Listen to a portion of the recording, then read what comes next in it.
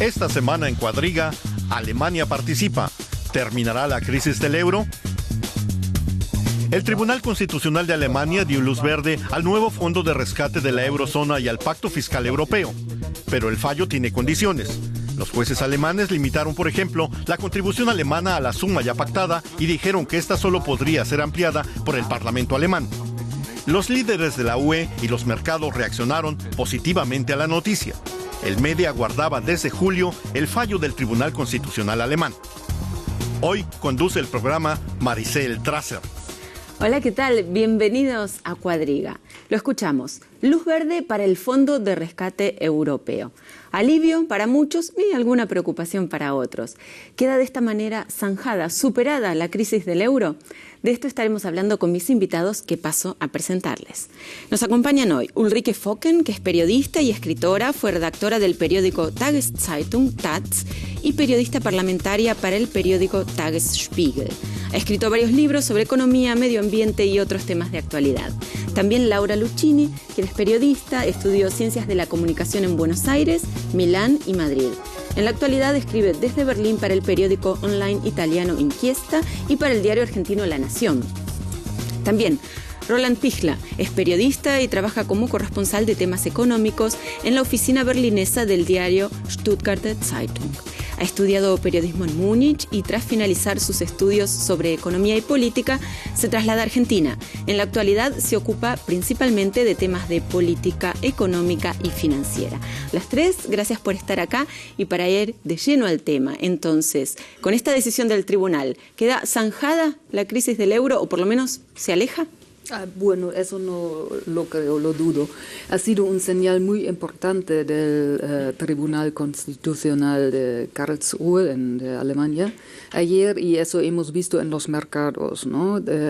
Mientras el presidente del tribunal dejó el veredicto, en el mismo momento la bolsa subió, ¿no? El índice de los en Frankfurt, el DAX, y los intereses se cayeron al mismo momento. Y ha sido un señal muy importante para la política también, ¿no? En Europa y sobre todo para la gente, ¿no? Y el euro es para nosotros, ¿no? Y entonces yo pienso que es un señal de optimismo, pero no significa que hemos superado la crisis, ¿no? Tenemos los mismos problemas como antes y ahora empieza el trabajo. Hay que hacer los deberes ahora en los países en todos los países, no son solamente los países de crisis. Hay que hacer los deberes. Lo cierto es que, recién lo decíamos, ¿no? El Tribunal Constitucional, a la espera de este fallo, había generado una expectativa como nunca en su historia antes. Ahora, ¿la decisión estuvo dentro de lo previsible? ¿Hubo alguna sorpresa? Digamos que dentro de todo la crisis lo que ha traído también es la fama mundial al Tribunal de Karlsruhe, una ciudad que normalmente es muy tranquila y alejada de los medios internacionales. Sí, digamos, ese fallo fue muy importante, pero hubo también críticas.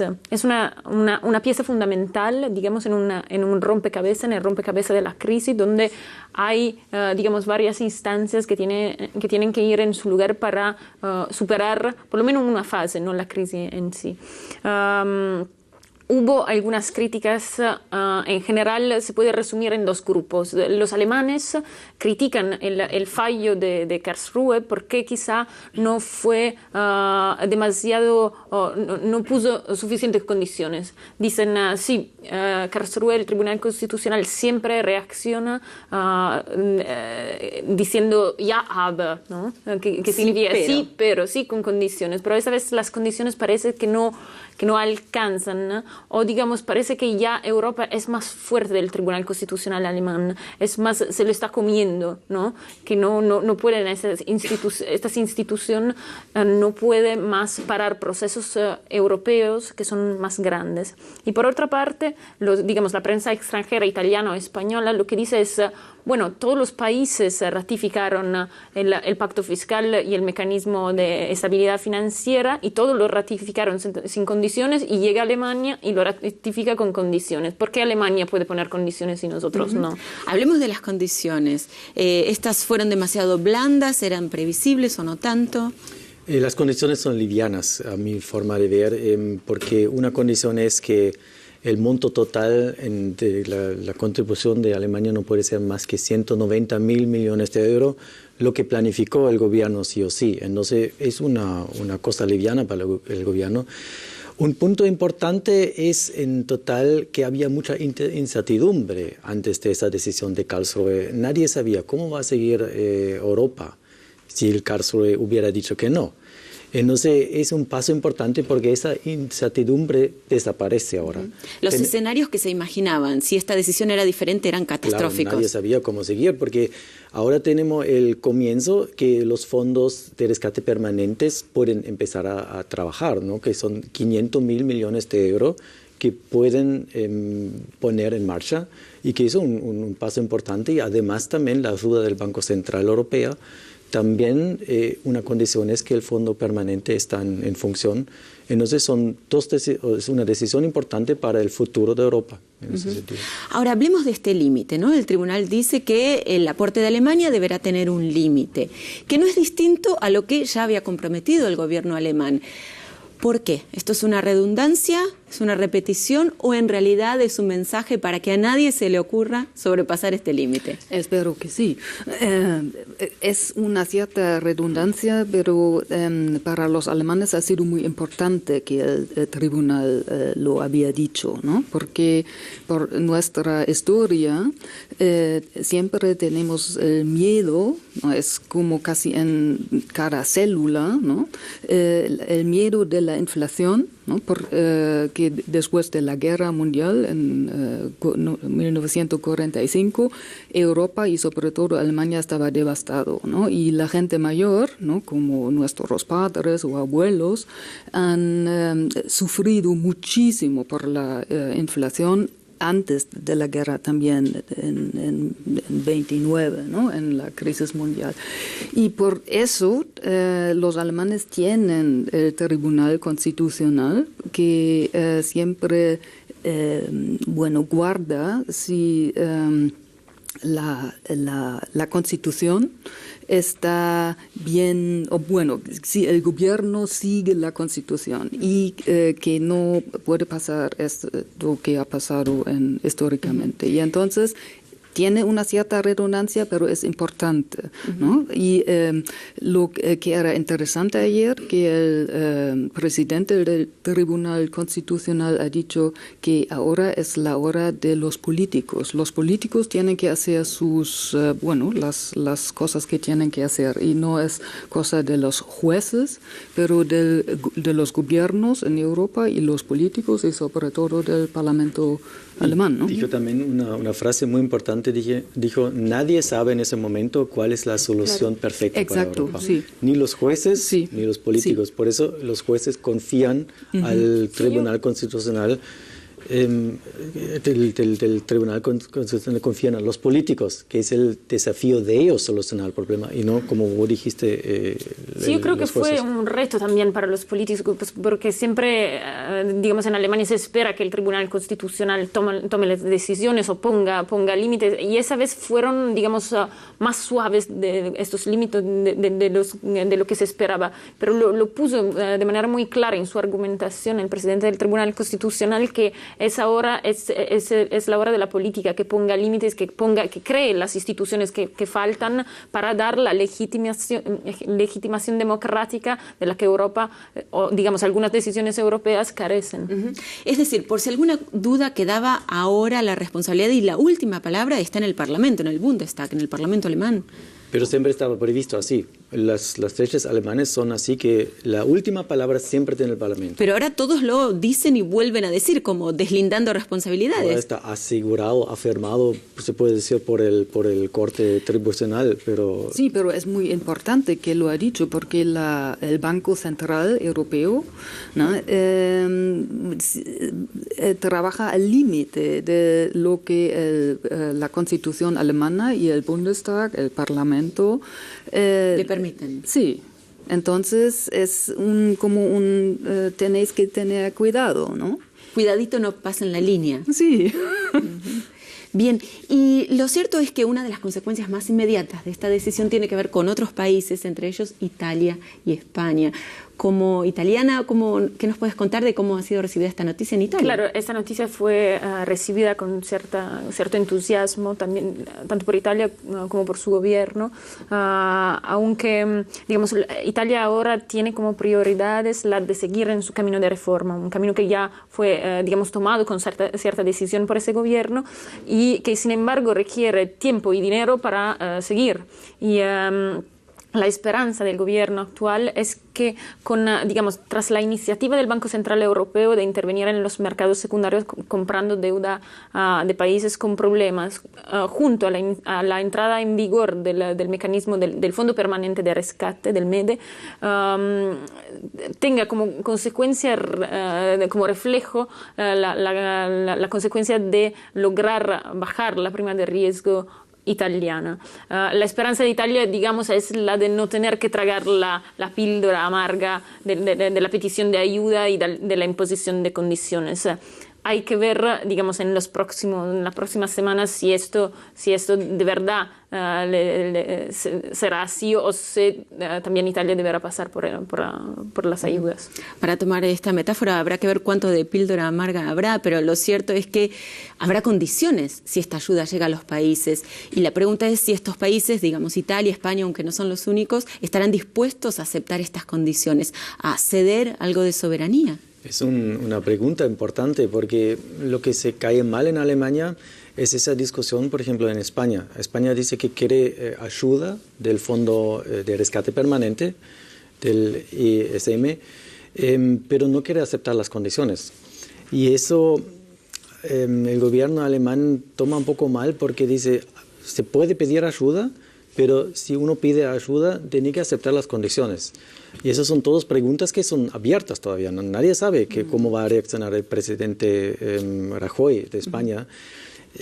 Pero la posición acá en Alemania es que si uno pide ayuda en el futuro, tiene que aceptar todas las condiciones que los otros también aceptaron. De hecho, en la prensa española del día de hoy, de manera crítica, se editorializa, bueno, pues bien, se nos va a salvar, se nos va a rescatar, pero luego de que claudiquemos. Son muy críticos, ¿no? Claro, bueno, no les gusta que vienen los teutónicos, los alemanes, y les dicen que hay que hacer, ¿no?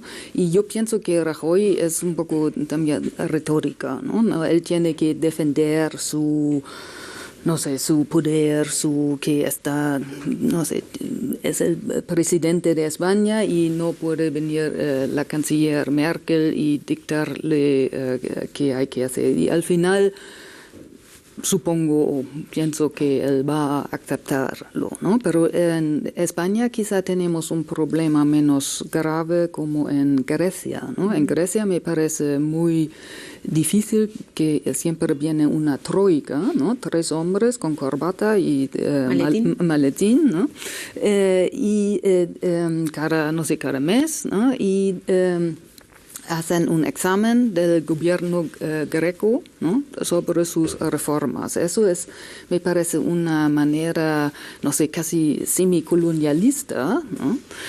Y muy contraproductivo para la situación social en Grecia, que es fatal, ¿no? Allí, no sé, tienen un paro de 25, 30, 40%, nadie lo sabe exactamente porque la economía casi ha desuelto, no existe jamás, ¿no? Y ayer hubo una manifestación de clientes de una clínica de cáncer, ¿no? Fíjate, iban a la calle para manifestarse porque no tenían sus medicamentos contra una enfermedad letal, ¿no? Saben si no, ¿no? Y eso es una situación horrorosa, ¿no? Por otra parte, no hay consecuencias mágicas, ¿no? Porque podemos hablar de que esta decisión hace que bajen los costos de financiación de los países más vulnerables, pero la confianza no se restablece de un día para el otro. No, desde luego que no, pero digamos, esta semana, e incluyo en esa semana, digamos, desde el jueves pasado, tras el anuncio del Banco Central Europeo, hubo señales muy fuertes. También ayer la población en Holanda votó muy claramente a favor de partidos a favor de Europa y contra el euroscepticismo. El fallo en Alemania también dijo que los euroescépticos, su recurso, no tenían fundamentos, eran infundados. Y esas 3 señales que llegaron esta semana no son, desde luego, soluciones mágicas ni van a hacer desaparecer la crisis de un día para otro, pero digamos, después de meses, años de desconfianza total, de incertidumbre, yo creo que es la primera vez que se puede decir que se ve algo de luz. Puede ser que es el final de la primera fase de la crisis, que luego queda un camino igualmente doloroso, pero de alguna forma hacia el final, pero es la primera vez que yo sinceramente desde que empezó la crisis noto esta reacción, parece más consistente que otras veces. Además hay que ver que algunos países también hicieron progreso, ¿no? Y Holanda, por ejemplo, que también tomó esas medidas fuertes, que se ve ahora un poco un éxito, ¿no?, de esos programas. Hay un poco más crecimiento. Portugal, aunque pidió ahora más financiamiento, tiene un poco otra perspectiva, una mejor perspectiva al futuro. Por eso también estoy de acuerdo que se puede ser más optimista que hace 2-3 meses. Ahora, haciendo de abogado del diablo, ¿también se puede prever que haya nuevas tensiones sobre nuevos puntos entre Alemania y el resto de Europa? Eso es muy probable, porque a mi forma de ver, el Banco Central Europeo puede ser un gran conflicto en el futuro, porque lo que vimos que España quiere, por ejemplo, ayuda del Banco Central Europeo sin condiciones. Y hay una presión importante contra el Banco Central Europeo que dé dinero a los países sin que los países acepten las condiciones que son duros para ellos. Y por eso el miedo acá en Alemania es que el Banco Central Europeo un día va a ser como un tesoro para toda Europa, que tiene que dar crédito nomás a todos los países europeos. Y por eso el miedo acá en Alemania es que la inflación de un momento a otro puede venir si esto pasa, lo que no esperamos. Claro, y hablamos de la inflación como uno de los cucos más temidos, ¿no? Si alguien dice esta medida es inflacionaria, entonces no se quiere. Y de esto se dice, por ejemplo, que sería la compra de deuda, que sería inflacionaria. Pero parece que, digamos, el Banco Central Europeo ahora, por cómo está estructurado, es capaz de garantizar, digamos, a mediano plazo de que la inflación no se produzca, porque aunque vaya a imprimir moneda, digamos, tiene la capacidad de garantizar los intereses en los depósitos y tiene, digamos, la capacidad de mantener congelados estos depósitos, el Banco Central Europeo. Pero digamos, es un cortocircuito que puede durar, de política monetaria que puede durar, digamos, un cierto tiempo, pero no puede resistir si no está acompañado, digamos, todas estas medidas no están acompañadas por reformas decididas y también por, digamos, medidas que impulsen el crecimiento. Y el año pasado vimos que el Banco Central Europeo ayudó a Italia, por ejemplo, y en ese momento que ayudó el Banco Central Europeo, Italia terminó con sus reformas, el gobierno de Berlusconi hace un año. Por eso es un gran miedo. Llegó una carta terrorífica desde Frankfurt y volvió con sus reformas. Pero sí, digamos, hay ahora otro gobierno y a nivel europeo es más confiable, pero desde luego Italia representa una anomalía y un problema en Europa porque va a elecciones la próxima primavera, si llega la próxima primavera, y en ese momento todo de nuevo está en juego. Y por eso yo creo que tanto las preocupaciones de los alemanes euroescépticos como también del presidente del Bundesbank son fundadas, porque verdaderamente no se sabe lo que pasará en algunos países. ¿Crece con esta decisión del tribunal que en realidad no es apoyada por la mayoría de la población alemana, entonces crece esta población euroescéptica? Es difícil decir. Yo pienso que la mayoría de la gente casi no sabe exactamente qué pasa. ¿De qué se trata? ¿No? Porque es una situación no es complicada, es compleja. Es hipercompleja, ¿no? Y de vez en cuando temo que hasta los políticos no saben exactamente lo que hacen. Y ahora mismo con todos estos fondos de rescate, de estabilidad, otro fondo de no sé, tal y cual, hacen la situación cada vez más compleja, ¿no? Y lo que hace falta ahora es seguir el camino de las reformas estructurales, ¿no? Ahora en la crisis vemos la cara fea de Europa, ¿no? De la Unión Europea, ¿no? En los últimos 10, 12 años podíamos tapar todas los rincones sucios, ¿no? Y ahora mismo eso no es posible y como decimos, cada crisis tiene su ventaja también, ¿no? Y como usted había dicho, es posible que los países dicen, bueno, ahora tengo el dinero del Banco Central y entonces no hace falta que siga el camino de las reformas. Y hay una posición diseminada en la población que tiene un apoyo mayoritario, que en realidad la población es reacia a dar lo que entiende dinero de su bolsillo para otros estados. Una posición bien crítica decía, bueno, en realidad esto es un cheque en blanco a estados deudores. ¿Hay algo de eso? Hay algo de eso. La gente quizás no entienda todas las ayudas que hay, pero tiene un sentimiento, tiene una sensación de lo que pasa. Y creo que el nerviosismo acá en el país crece, ¿no? Que mucha gente pregunta, ¿qué pasa con mis ahorros en el futuro? Hay inflación, va a perder el valor los ahorros en euro. Y por eso, hasta ahora, la gente tiene confianza al gobierno, porque Canciller Merkel, las encuestas dicen eso, tienen buenas notas, ¿no? en la opinión. Pero venimos en una etapa, en una época que va a ser un poco más difícil porque la economía también baja acá en Alemania, en toda Europa está bajando, en el mundo también está bajando, países como Brasil, como China no tienen tanto crecimiento como tenían antes y eso afecta a toda Europa, a todo el mundo.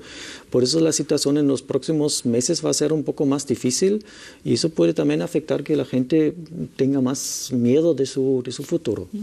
Muy bien. Interrumpo por un momento nada más este interesante debate porque tenemos un gráfico especialmente preparado para saber justamente de qué estamos hablando. Hay cifras y lo estamos viendo. Tenemos un rápido desglose de las cifras que conforman el MEDE. Alemania pone más de una cuarta parte de los 700.000 millones de euros del dinero del Fondo de Rescate. Eso rebasa lo de cualquier otro país de la Unión Europea. Francia, Italia y España ponen en conjunto cerca de la mitad del total. El resto lo darán los otros 13 miembros de la eurozona. El Tribunal Constitucional recalcó que los 190.000 millones son el techo de la contribución alemana y que cualquier ampliación debe ser aprobada por el Bundestag. ¿Quedan ahora entonces más estrechamente ligadas las políticas nacionales alemanas con las europeas? Ese es el camino. Yo creo que desde la sentencia del Tribunal Constitucional y también de esta crisis, lo que se tiene que producir de cualquier forma son nuevas instituciones europeas y también una democracia europea para que estas decisiones verdaderamente caigan igual de igual manera, en igual medida en todos los países. Y creo que, digamos, con la unión fiscal y después ya con los primeros pasos de una unión bancaria, se está yendo en esa dirección. Yo creo que eso sería la enseñanza que hay que sacar de esa crisis, pero también el instrumento para superarla y para evitar que se produzca enseguida, digamos, a corto plazo de nuevo. Y recién veíamos en este gráfico la distribución por países de aportes. Pero, ¿cuál es la opinión respecto al tamaño de este fondo de rescate? Hay quienes dicen que no es suficiente.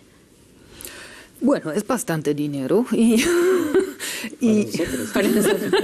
Claro, porque si se contabiliza que hay que rescatar un país entero, ya no es tanto, ¿no?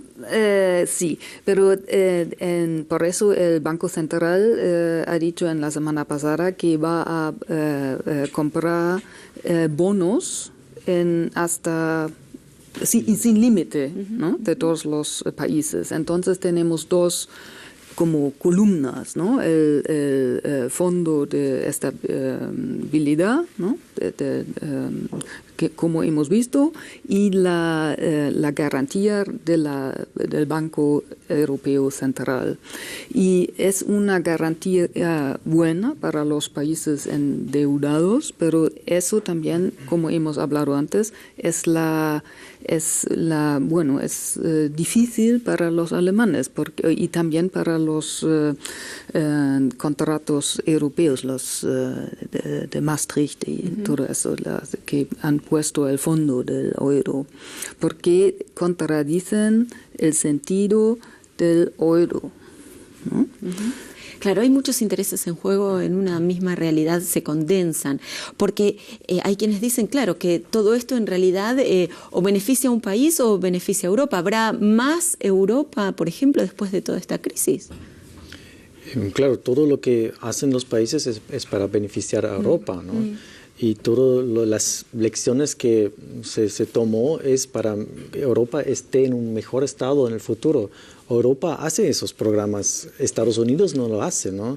Si vemos los déficits ahora que en Europa están bajando o tratar de bajar, Estados Unidos está en aumento, ¿no? El gasto público.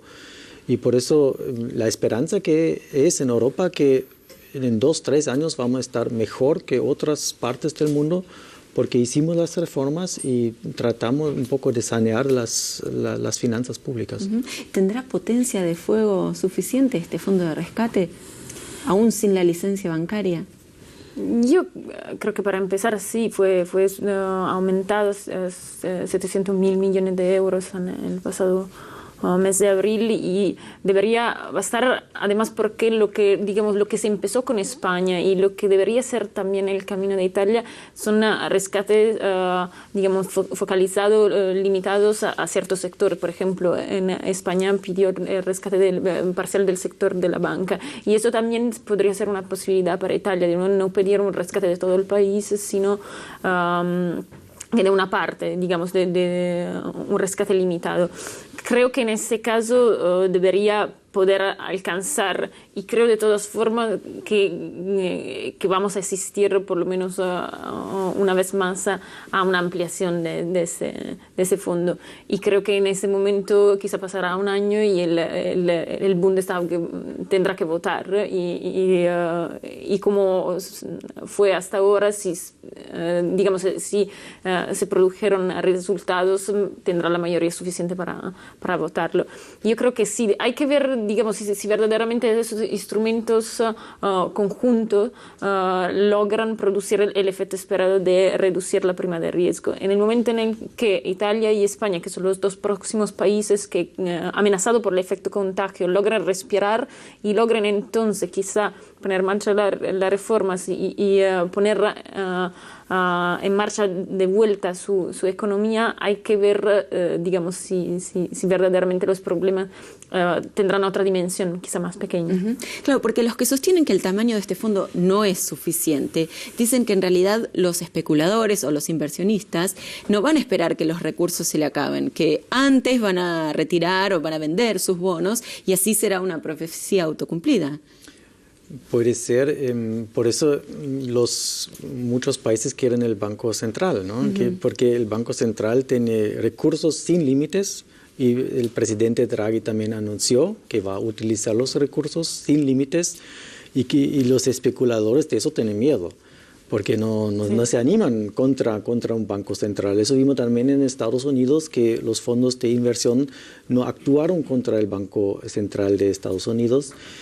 Y la esperanza es de esa gente que va a pasar lo mismo en Alemania, pero hay muchos riesgos, ¿no? Porque en los últimos 2 años vimos que las sumas son cada vez más altas. Ahora tenemos 500.000 millones de euros en el Fondo Permanente de Rescate. Antes teníamos otro fondo y ahora ven el papel del Banco Central. Estamos en 1.000 millones de euros, ¿no? de garantías y de créditos.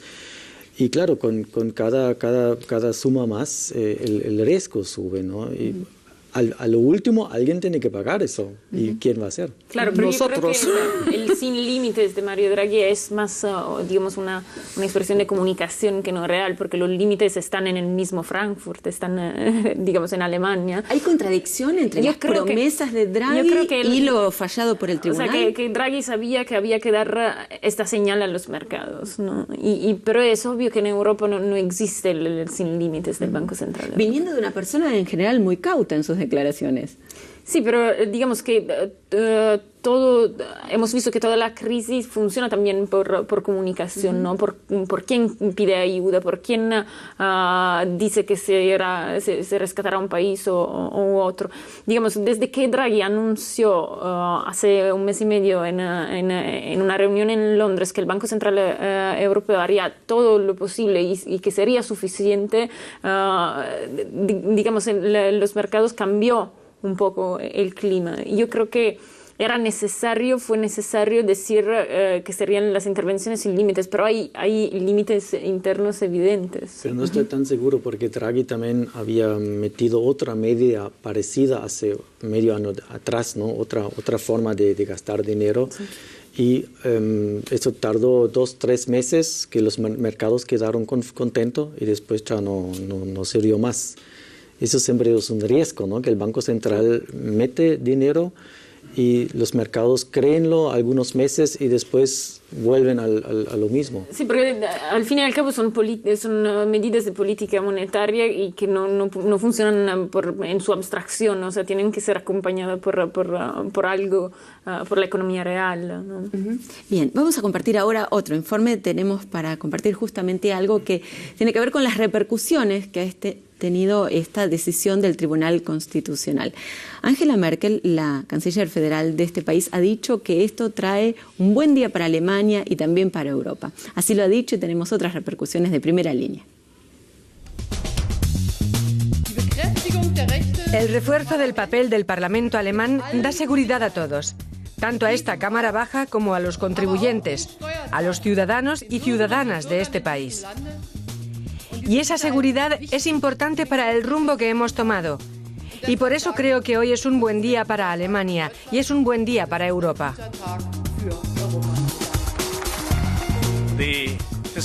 La decisión del Tribunal de Karlsruhe establece con claridad cuáles son los derechos y competencias del Parlamento alemán.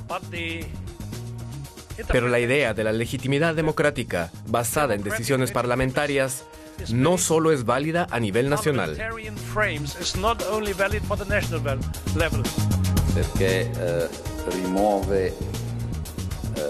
La decisión elimina el último obstáculo para que entre en vigor el mecanismo europeo de estabilidad. Y no lo olvidemos, para que se ponga en marcha también el pacto fiscal. Efectivamente, no olvidemos, también se ha fallado a favor del pacto fiscal. ¿Qué podemos esperar? El pacto fiscal casi nadie habla más ahora, ¿no? Aunque es un instrumento importante. Y que va junto, además. Que va junto. ¿Y qué es? El pacto fiscal es el compromiso de los países que reduzcan los déficits que tienen en sus estados. Es como un automatismo que tienen que bajar sus déficits en el gasto público y que es una garantía para países como Alemania que dé dinero que dé ayuda a los otros países que también cumplan después de pagarlo de vuelta, ¿no?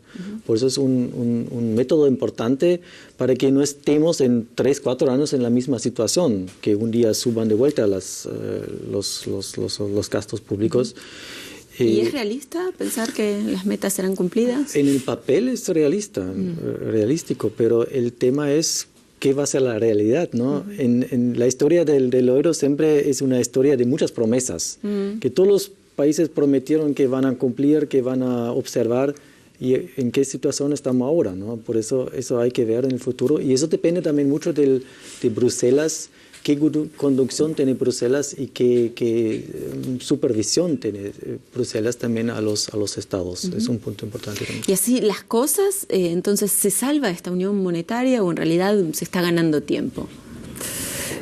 Bueno, los políticos han dicho que el salvaje del euro es sin alternativa, ¿no? Y entonces, hace un par de años, Merkel, Draghi y todos los políticos europeos han decidido que quieren salvar el euro. Y que el euro es irreversible. Exactamente, es irreversible, aunque en la historia nada ha sido irreversible, ¿no? Ahora con nuestra mente no podemos pensar en otra alternativa, ¿no? Y personalmente pienso que el euro es muy importante para los europeos, ¿no? Porque ahora mismo vivimos en una fase muy pacífica, ¿no? Y es en toda la historia de Europa es la primera vez por 50, 60 años que los europeos no se han matado, ¿no? Y tenemos, como estamos aquí muy pacíficamente hablando sobre un tema tan delicado. Sí, ¿no? O en Bruselas, ¿no? Y yo pienso que al final, aunque sea muy caro, al final todos tenemos beneficios del euro, ¿no? Y del rescate y quizá es una ventaja para la Unión Europea también para aprender lo que no había hecho en los últimos 30 o 40 años. Claro, esto es una mirada optimista, pero uno también podría pensar que en realidad se sigue apuntalando al euro indefinidamente y no se soluciona la crisis. ¿Puede pasar esto? Yo creo que no hay indefinidamente. En el momento en el que se tenga que verificar que este camino no era el camino correcto, posiblemente se romperá el euro, saldrán países, habrá algún movimiento populista que decidirá que ganará en un país, quizá Italia, que Italia puede salir del euro. Yo también soy optimista, creo que esto no se va a producir y creo que Europa saldrá fortalecida de esta crisis que los fundadores de Europa de alguna forma se esperaban, no se esperaban en esa medida tan grande, pero se esperaban, ¿no? Y creo que va a salir fortalecida y creo que sin embargo está siendo puesta a la prueba de manera muy fuerte. Lo que acabamos de decir es que digamos esta paz que Europa tiene ahora ha sido conquistada, pero no es obvia, ¿no? Tiene que ser defendida y lo que digamos los líderes europeos con sus errores en ese momento están siendo pioneros en ese camino. Yo soy optimista porque nací en Europa, crecí en una generación que tiene Europa como digamos como algo muy obvio en un contexto ya dado, ¿no? Ahora, ¿cuán sostenibles son los rescates? Porque en realidad puede pasar que cada vez haya menos países que puedan ir en rescate de los otros. Ojalá que no. Claro, el sentido de los rescates es solo comprar tiempo. Es el único destino que tienen esas acciones. Y la lógica tiene que ser que los países se aprovechan del tiempo que le dan con los rescates y hagan sus reformas y que hacen más competitividad en el futuro, que modernizan su economía, que bajen el desempleo, lo que no se ve todavía en España, por ejemplo. Esa es la única esperanza, porque el dinero un día va a terminar y entonces no se puede salvar por 10 años así los países, ¿no? Pero vemos cierto progreso, por eso también a largo plazo soy optimista, pero a corto plazo pueden venir los vaivenes y no se ve el fin de la crisis dentro de un año, a mi forma de ver. Y básicamente se pide austeridad como contrapartida de las ayudas. ¿Hasta qué punto esta austeridad es políticamente sostenible? Este es otro área que también hay que evaluar, ¿no?